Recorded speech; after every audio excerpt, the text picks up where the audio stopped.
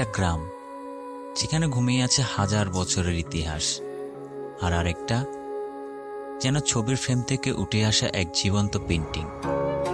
চীনের সবচেয়ে সুন্দর এবং প্রাচীন দুটি গ্রাম নিয়ে আজকের গল্প।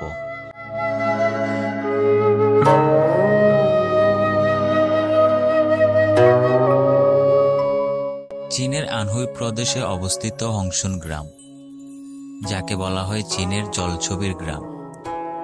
এই গ্রামটি 900 বছর পুরনো।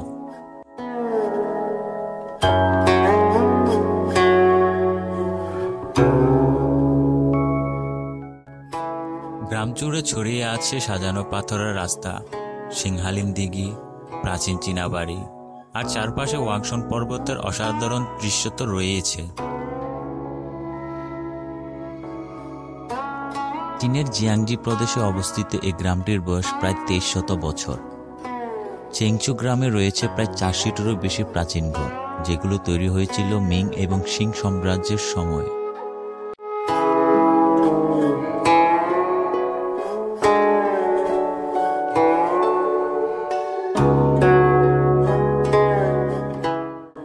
এই গ্রামে সময় থেমে আছে। এখানে হাঁটলে যেন ইতিহাসের পাতাগুলো চোখের সামনে খুলে যায়। এটি ছিল তু জাতিগোষ্ঠীর বাসস্থান, যারা নিজেদের সংস্কৃতি ঐতিহ্য আজও ধরে রেখেছে।